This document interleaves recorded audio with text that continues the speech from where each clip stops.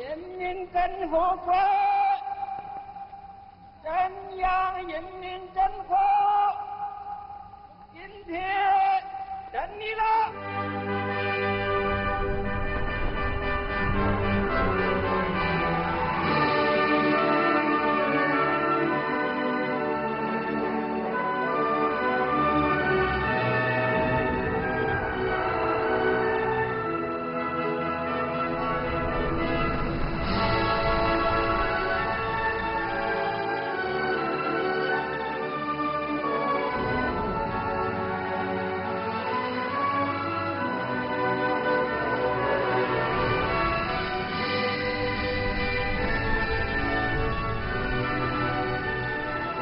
为建设富强、民主、文明、和谐、美丽的社会主义现代化强国努力奋斗。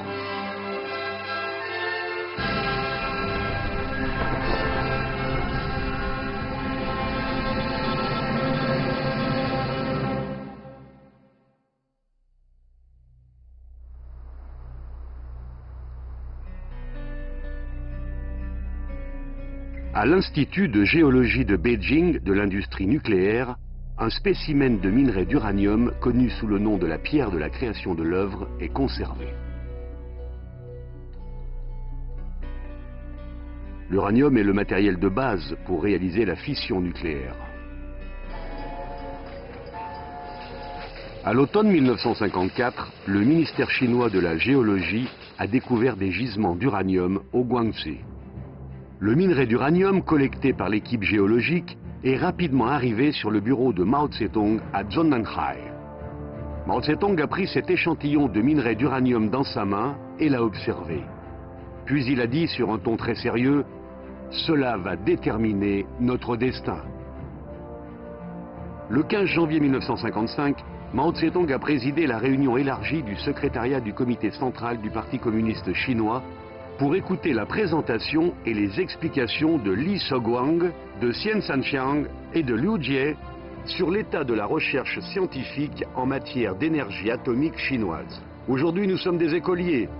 Je vous prie de nous donner un cours sur les questions relatives à l'énergie atomique. Li Shiguang a pris cet échantillon de minerai d'uranium noir et jaune. Xian Sanxiang a utilisé des instruments de détection à rayons gamma. Une démonstration du minerai d'uranium a été faite. Mao Tse-tung a déclaré « Il faut s'en préoccuper tôt ou tard. C'est le moment maintenant. Il faut s'en occuper. Si on a les talents et les ressources, on peut réaliser n'importe quel miracle. » Et dans cette réunion, le comité central du Parti communiste chinois a pris la décision de développer l'énergie atomique. Décision stratégique pour renforcer la défense.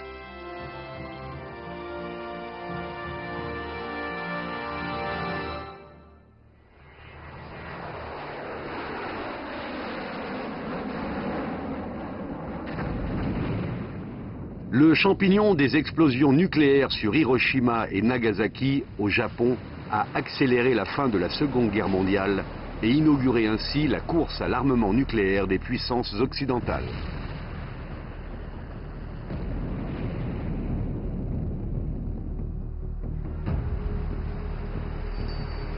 Lors de la fondation de la Chine nouvelle, le monde est entré dans l'ère nucléaire.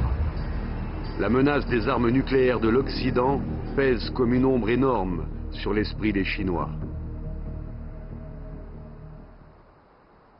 En mars 1949, à la veille de la fondation de la Chine nouvelle, Zhou Enlai a suivi les conseils du physicien nucléaire Xian Sanxiang et lui a confié l'achat d'un lot en France d'instruments et d'équipements pour la recherche en sciences nucléaires ainsi que du matériel bibliographique.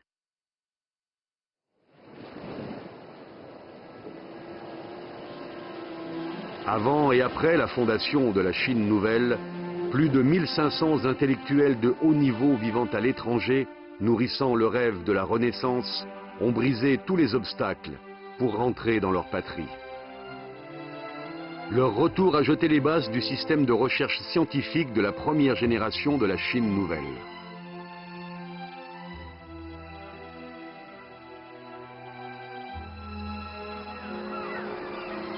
En 1955, le célèbre scientifique Tian Xuesen, avec l'aide directe de Zhou Enlai, a quitté les États-Unis pour rentrer en Chine. Une fois arrivé en Chine, il a présenté des scénarios de développement de missiles. En 1956, l'État a élaboré un premier plan à long terme de développement de la science et de la technologie.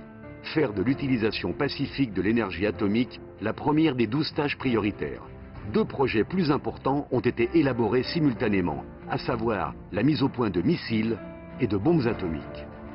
En avril, lors de la session élargie du bureau politique du comité central, Mao Zedong a déclaré « Nous sommes maintenant plus forts que par le passé, et nous le serons plus dans le futur que maintenant. Non seulement il faut plus d'avions et de canons, mais il faut aussi la bombe atomique. Dans le monde d'aujourd'hui, nous ne pourrons pas nous passer de cette chose si nous ne voulons pas être intimidés par les autres. »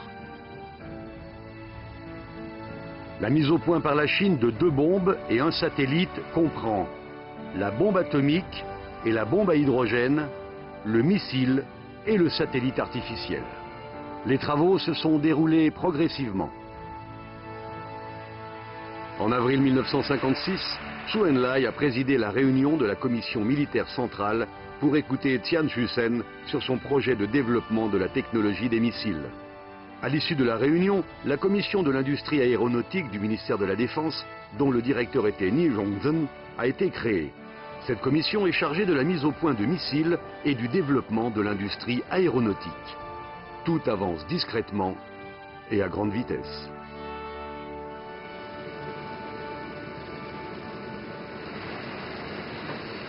En octobre 1956, le 5e Institut des recherches du ministère de la Défense, qui est également l'Institut des recherches de missiles, a été créé. Tian Xuesen a été nommé directeur. Très vite, l'Institut des recherches sur les armes nucléaires a été créé.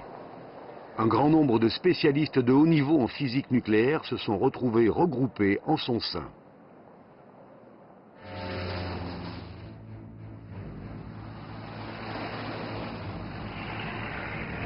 L'énorme projet de construction de la base de recherche et d'expérimentation, ainsi que des entreprises industrielles de la Chine nouvelle, a été lancé dans son ensemble.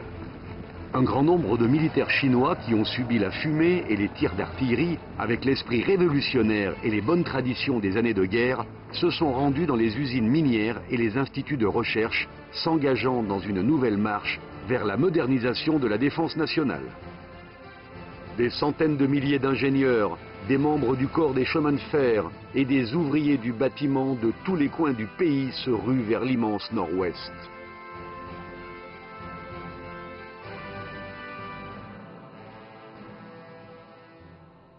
En avril 1958, à Jiuquan, dans la province du Gansu, la construction d'une base de lancement de missiles a débuté. Pour la base d'essai des armes nucléaires, on a finalement choisi l'Op Nord au Xinjiang.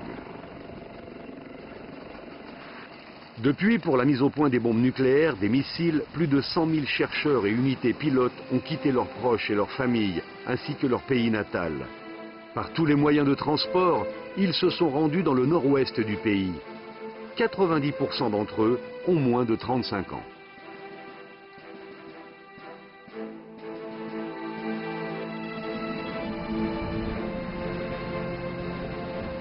La base d'essai se trouve dans le nord-ouest du pays. Les conditions de vie sont pénibles. La température de la surface de la Terre s'élève à plus de 60 degrés en plein été. Quand le vent souffle, c'est la tempête de sable.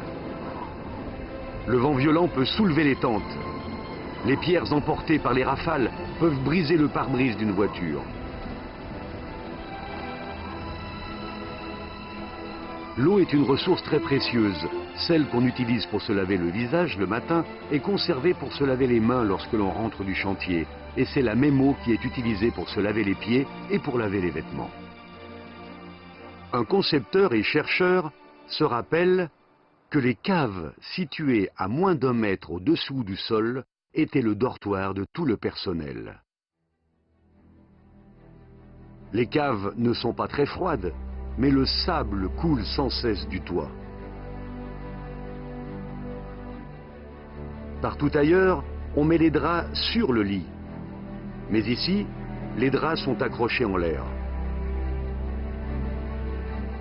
Les nouveaux camarades n'arrivent pas à comprendre. Mais après avoir passé une nuit, ils comprennent d'où vient cette idée. Si on ne le fait pas ainsi, le matin quand on se lève, la bouche, les yeux, le nez sont pleins de sable. Ils mangent dans les caves. Personne ne peut laisser son bol sans couvercle. Tout le monde a la même position, la tête basse et le corps penché. Chacun protège son bol avec la partie supérieure du corps afin de se protéger des attaques du sable.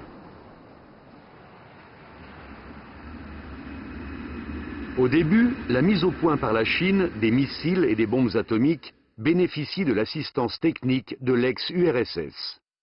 Le 15 octobre 1957, la Chine et l'ex-URSS concluent un accord sur les nouvelles technologies dans le domaine de la défense nationale qui stipule que de 1957 à la fin de 1961, l'ex-URSS fournira des techniques en matière de mise au point de fusées, de technologies aéronautiques et de bombes atomiques.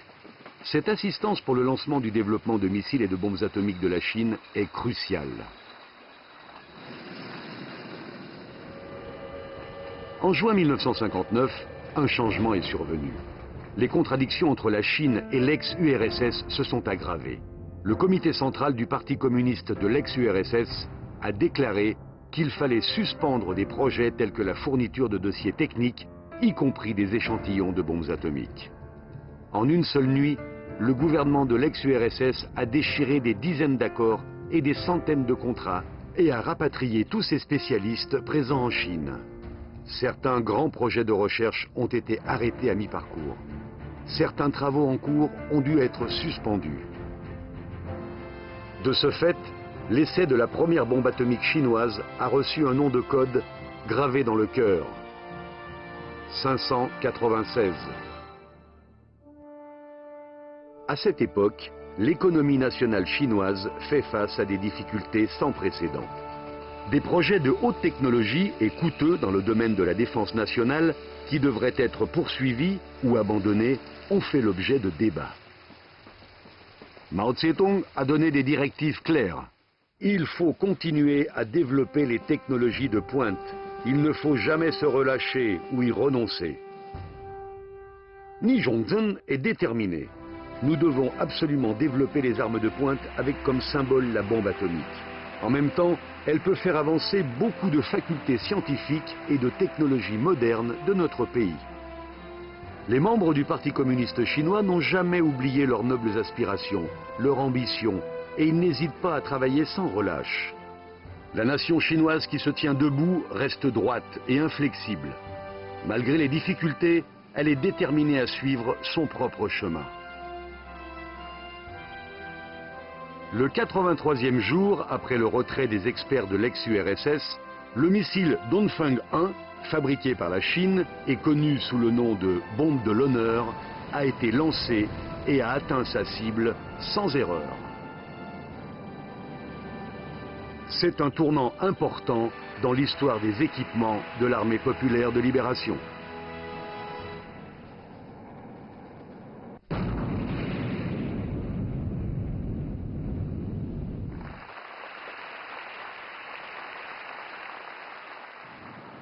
Pour renforcer la direction du travail, des recherches et des essais et organiser une grande collaboration nationale, en novembre 1962, une commission spéciale composée de 15 membres ayant pour chef Zhou Enlai a été créée par le comité central du PCC.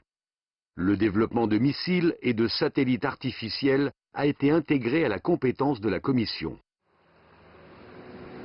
Le 16 octobre 1964, à 15 heures, la première bombe atomique de la Chine a fait un énorme bruit, ébranlant le ciel et la terre.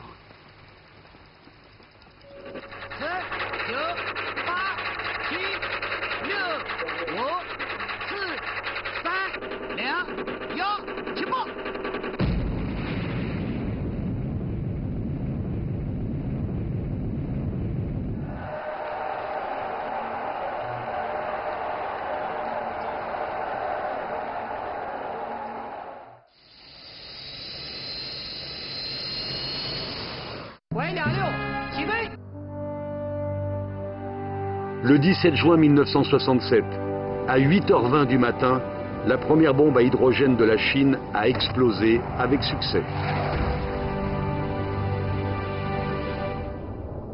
9、8、鬼、6、5、4、3、2、1，起爆！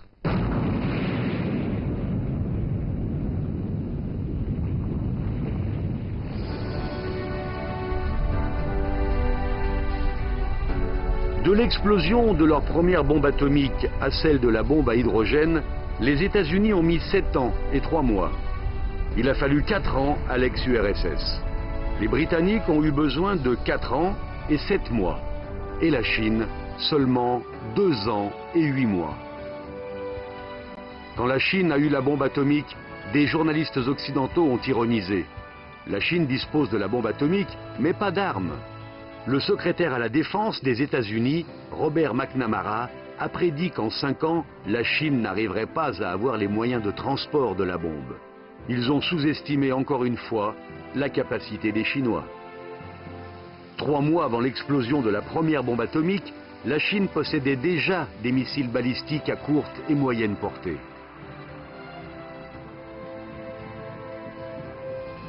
Le 29 juin 1964, lancement réussi du missile Dongfeng 2.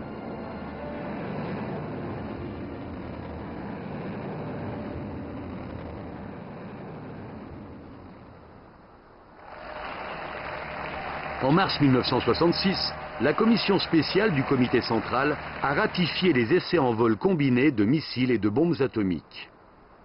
Le 27 octobre 1966, à 9 h, le missile nucléaire Dongfeng 2 a été mis à feu et a décollé. 9 minutes et 14 secondes plus tard, les ogives nucléaires ont explosé à une altitude de 569 mètres au-dessus de la cible fixée dans la zone de l'Op Nord, à 894 km du site de lancement.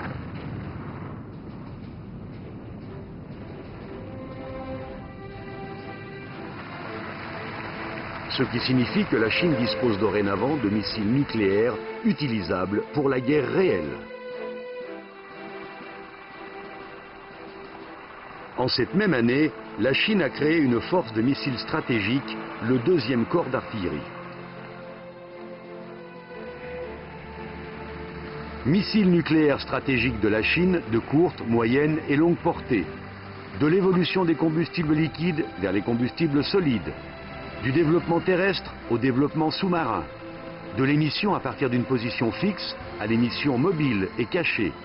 Plusieurs types de systèmes d'armes, de missiles stratégiques de différentes portées ont été successivement développés et les troupes en ont été équipées au fur et à mesure. Au moment où la mise au point par la Chine des missiles et des bombes nucléaires était en plein essor, en juin 1958, Mao Tse-tung et le comité central du PCC ont approuvé le rapport sur la mise au point des sous-marins nucléaires à missiles du maréchal Ni Rongzhen. 10 ans plus tard, en 1968, la construction du premier sous-marin nucléaire chinois a été lancée.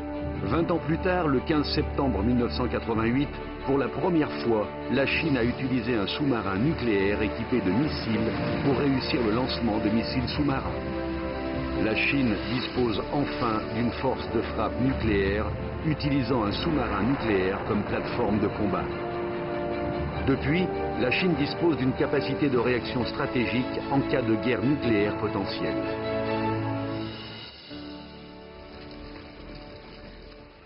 Au moment même où la technologie chinoise des missiles et de la bombe atomique a réalisé d'importantes percées, les rivalités et les tensions entre les puissances se sont étendues de la Terre à l'espace.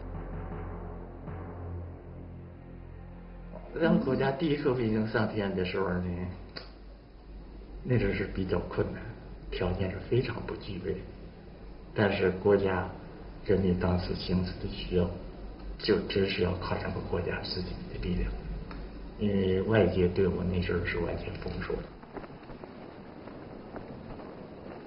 师座报告，讲，64号准备完毕。好，各号15分钟准备完毕。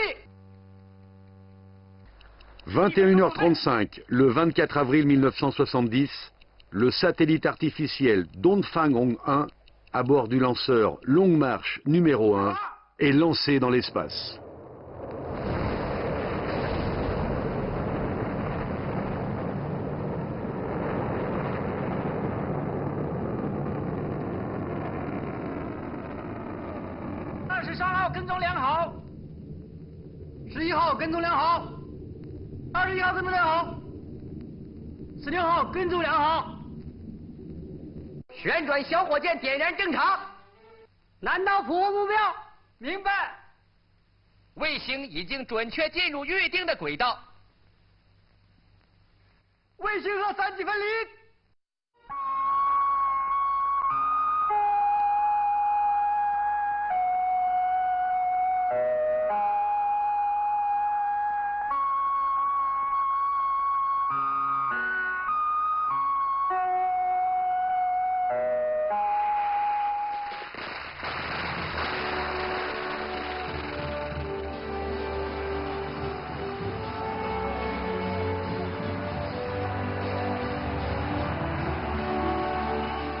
La joie envahit tout le pays.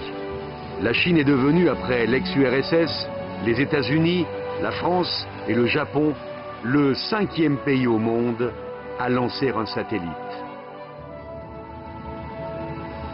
Au mois de mars 2019, pour le programme spatial de la Chine, 8 catégories de fusées de la série Long March ont réalisé 300 lancements spatiaux pour des missions telles que l'observation de la Terre, les communications, la radiodiffusion, la navigation et les essais scientifiques et technologiques. Plus de 200 satellites sont déjà en orbite.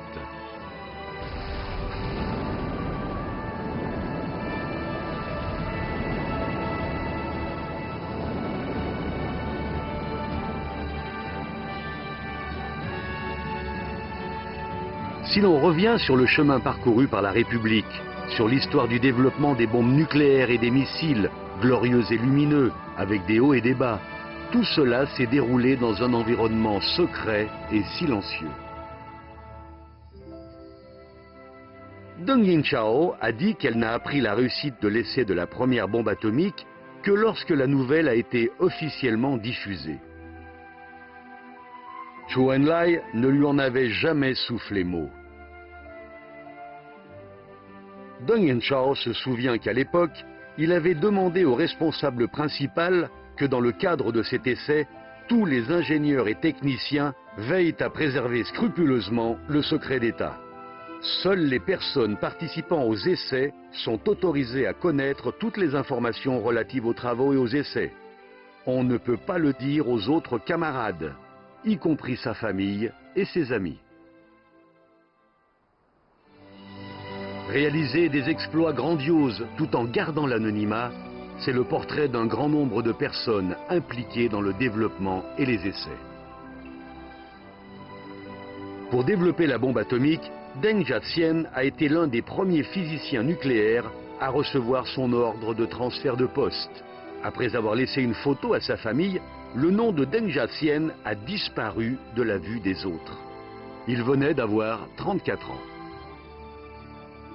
Le soir où il a dit adieu à sa femme, il lui a dit « Ma vie va être dédiée à mon futur travail. C'est un travail qui compte beaucoup pour ma vie. »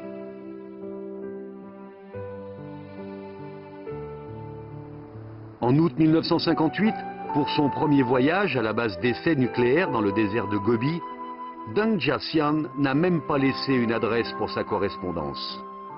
Sa femme est restée seule. Pendant de nombreuses années, elle n'a rien su de son mari.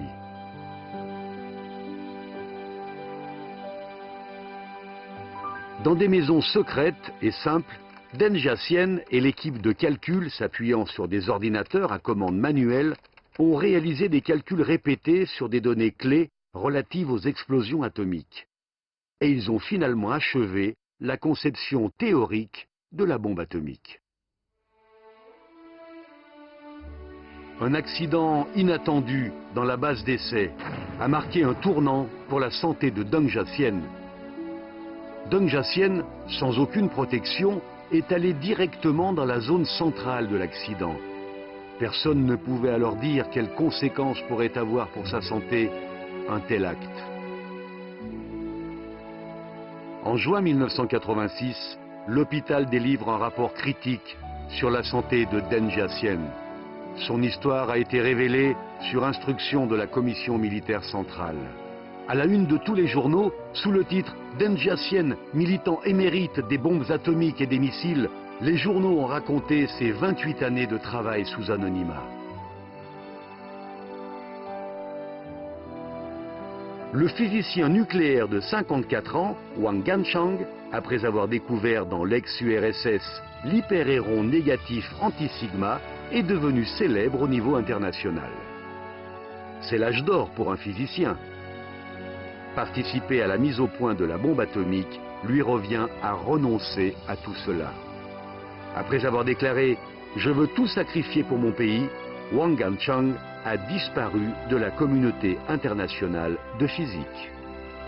Dans le nord-ouest, sur la base d'essais nucléaires, un autre homme, Wang Jing, a conduit les essais d'explosion.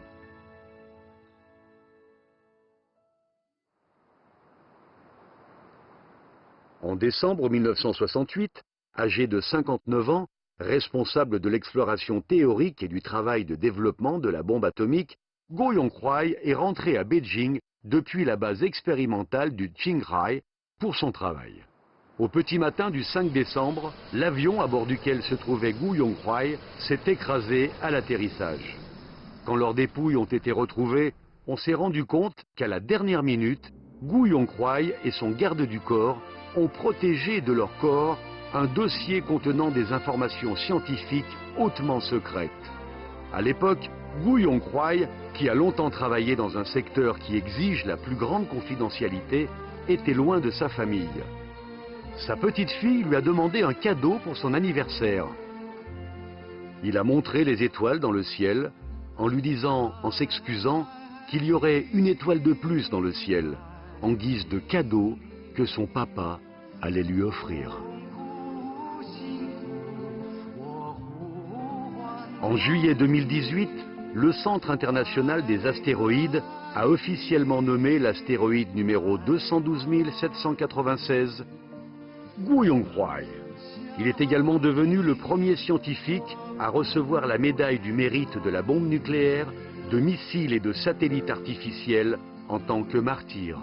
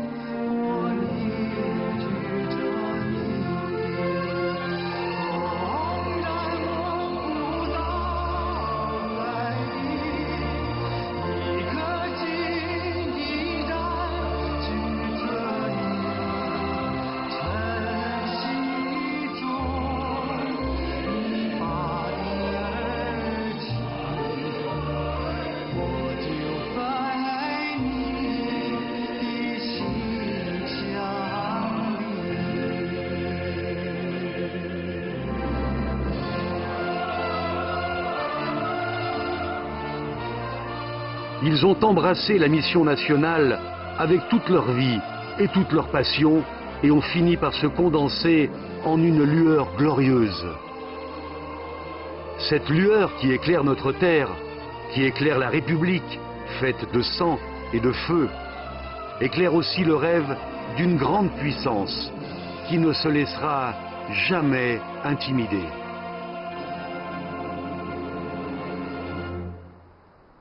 Le processus de développement des bombes nucléaires et des missiles a été mené sous la direction unifiée du comité central du Parti communiste chinois, avec la collaboration de tous les secteurs et de tous les services concernés.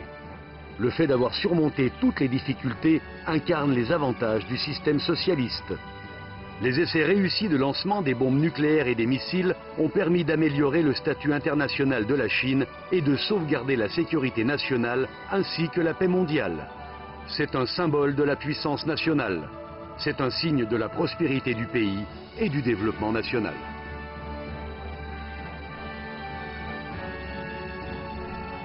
L'homme vieillit vite, mais pas la nature. D'innombrables personnes ont lutté au prix de leur vie pour que la République puisse pousser des cris qui réveillent le monde. Tous ces cris seront inscrits pour toujours dans les annales de l'histoire de la République.